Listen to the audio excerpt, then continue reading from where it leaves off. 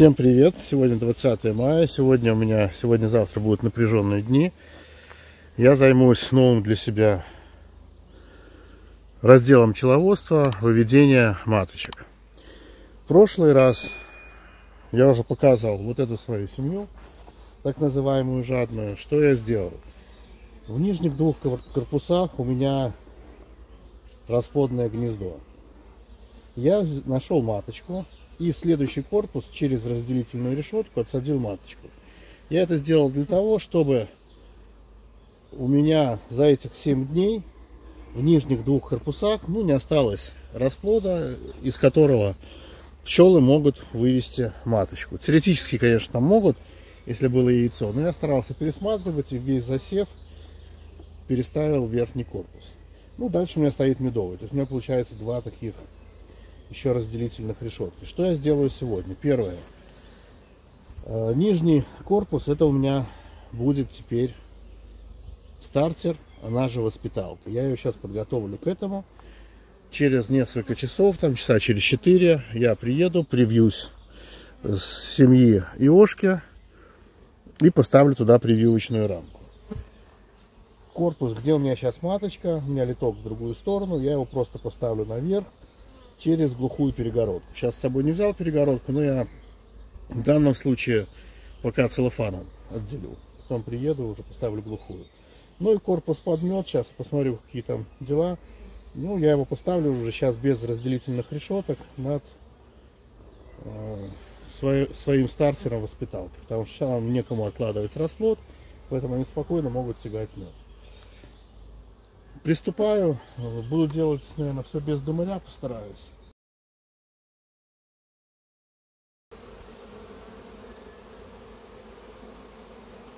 Из корпуса, где была маточка, я возьму рамку расплода открытого и поставлю его в этот корпус, который будет у меня стартером. И таким образом я оставлю пустое место для того, чтобы потом подставить сюда рамку.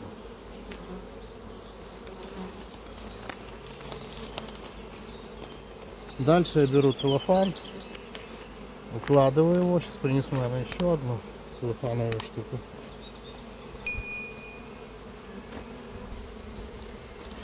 Так, я допустил небольшую ошибку. Сверху я поставлю корпус, который у меня медовый, чтобы семья продолжала носить мед сюда. Вот. Теперь уже без всяких разделительных решеток.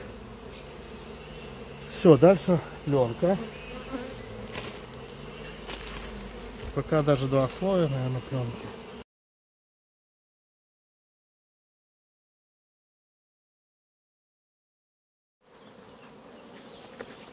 Для вас прошло всего несколько секунд.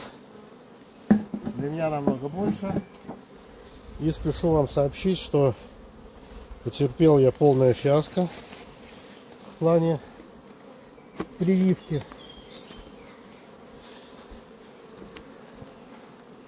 От маточки Иошки. Дело в том, что переход на 145-ю рамку имеет, для меня, как положительную сторону. То есть я обновил гнездо, мне стало легче работать, так и отрицательную. С новых, только что отстроенных рамок, куда маточка отложила яйцо, я не могу достать личинку.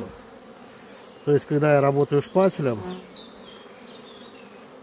рамка насквозь пробивается. Она мягкая, новая. Там нету хитиновых отложений от кокона, от вышедшей ранее пчелы. Поэтому я мучился и принял для себя решение, что буду прививаться другим способом. Хотя столько хорошей личинки. Личинка хорошая, есть и суточная, но очень мягкий сорт. Я принял для себя решение, что буду использовать систему Никот. У меня есть система Никот, французская, оригинальная. Ну, для этого мне нужно будет сейчас найти маточку. Пчелки возбудились. К сожалению, без дыма сейчас не обойдешься.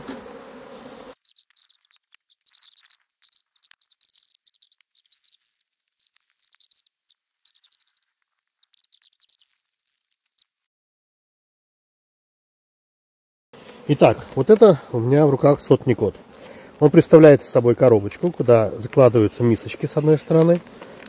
С другой стороны, сейчас открою.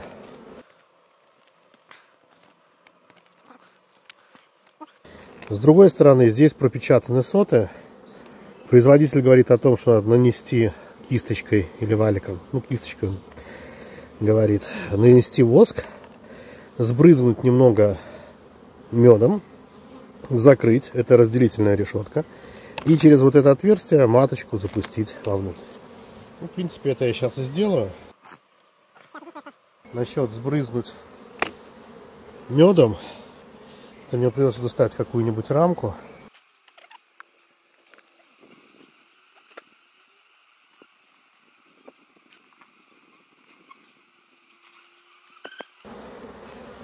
Ну, надеюсь, было видно.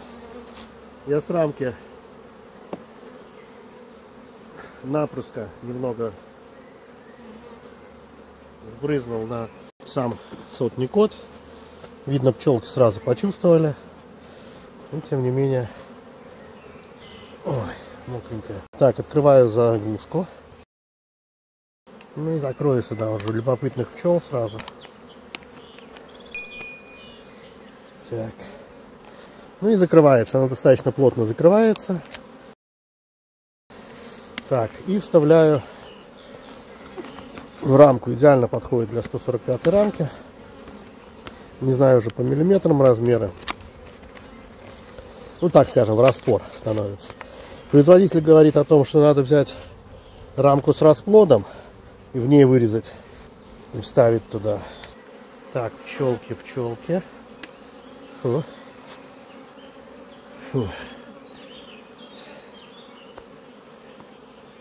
И буду ждать, пока маточка не перейдет. Вроде она уже перешла. Да, она перешла. И я закрываю. Оп. Пусть полежит. Так. Я закрываю клапан. Ну вот. Надеюсь, видно. Маточка внутри. Она теперь здесь может спокойно сеять. Пчелы имеют сюда доступ вовнутрь. Поэтому, надеюсь, все у них получится. Вот единственное, что мне не нравится, что, конечно, из-за того, что сбрызнул медом, стало скользкое. Сейчас как-нибудь придумаю палочку. Все, держится. Итак, еще раз. Вот маточка. Сейчас она к нам брюхом, поэтому ее не видно. Все, и так в таком виде отпускаю в колодец, который уже организовали пчелки. Не такой широкий, как надо. Это моя вина. Так, так, так, так. Ну вот, получается, как раз напротив литка сейчас. В этом корпусе литок есть. Так, все. Поставил. Теперь у меня будет возможность приехать завтра вечером, то есть через сутки. К сожалению, раньше не смогу. И проверим. Если засев, как пишут французы в своем буклете, засев достигает 100%. Впервые слышу такую формулировку. Ну как есть, так и есть. Ну на этом все. Пока перерыв. Дальше будем смотреть, что будет дальше. Сегодня четверг, 25 мая. Я опять на пасеке. Сегодня я должен посмотреть свой сотный кот, что там происходит. По моим подсчетам там должны быть личинки суточные. И их я должен буду пересадить в семью стартер. Вот в эту семью. К сожалению, я сегодня забыл штатив. Поэтому я буду делать все по очереди. Сейчас открою, достану и одной рукой буду снимать.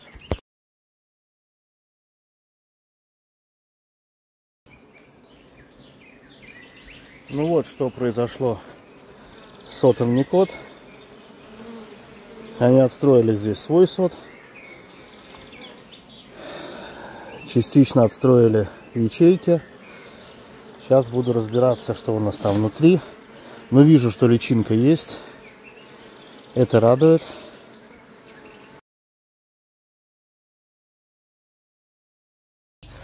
Вот есть у меня сот Никот, который я извлек из улья. То есть он вот так был в рамке, как вы видели. Маточка отложила яйца вовнутрь мисочек. С этой стороны мисочки. Сейчас я их открою.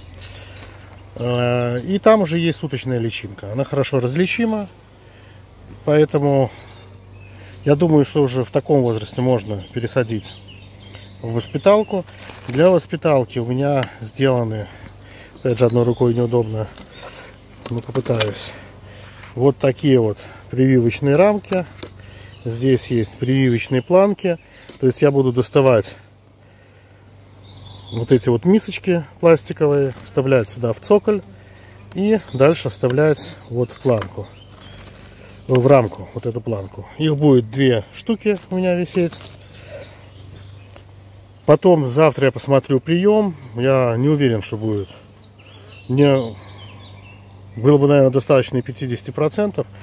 Я их потом либо скомпоную на одну, либо раскидаю уже для воспитания в другой улей. Ну, посмотрим. Либо сделаю вторую планку. Все зависит от того, как будут принимать. Но сейчас опять вынужден выключиться, чтобы провести все манипуляции по снаряжению вот этих планок. Продолжаю свои съемки одной рукой. Вот такого вида у меня получилась рамочка. На ней 18 цоколей. В них 18, соответственно, мисочек с личинкой суточной. В улье стартере, он же воспиталка, я сделал колодец часа 2 назад. Сейчас туда поставлю эту рамку и включусь. Вот я открыл улей. Вот здесь у меня колодец с пчелками. И сюда я опускаю свою рамку аккуратненько. С надеждой на то, что они примут маточники и начнут их отстраивать. Немножко туда показал, неудобно. Вот, поставил я рамку в колодец. Через сутки приду, проверю состояние приема. Ну, пока на этом прерываюсь. Прошли без малого сутки. Я хочу посмотреть, что происходит в семье. Ну вот, можете наблюдать, что с приемом. Здесь принято 1, 2, 3, 4, 5, 6, 7, 8, 9, 10, 11, 12, 13, 14, 15, 16. Здесь, не знаю, 16, 2 не принято. Но для первого раза считаю, что это вообще супер результат. Ну, вот так вот показать. Вот, если будет видно, внутри маточника молочко. Ну, вы все знаете, что в отличие от пчелиных личинок маточные кормят в сотни раз больше и чаще. Поэтому молочка уже залили достаточно. Оставляю их дальше развиваться, запечатываться.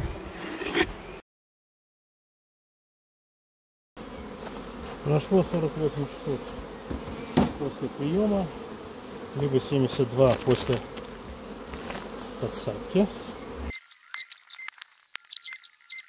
Я попробую достать рамку с маточниками.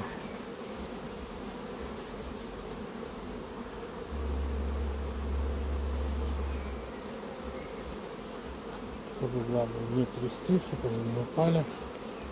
Ну, надеюсь, видно. Маточники приняты.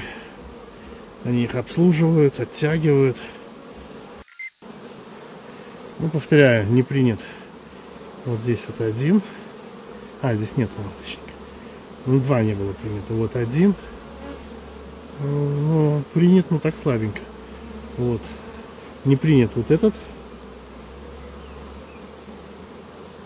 И все. Вот этот, получается, просто хуже отстраивается.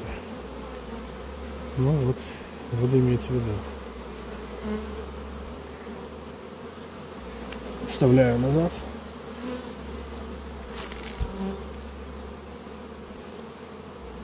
Напомню, на 10-й день после прививки я заберу, ну или на 13-14 день жизни, за 2 дня где-то до выхода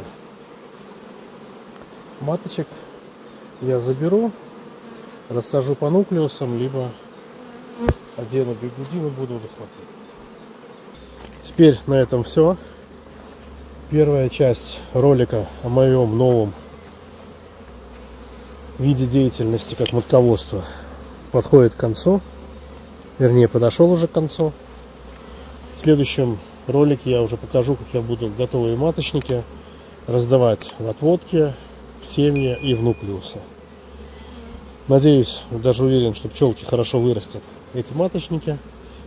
Их запечатают. А на этом все. Всем пока.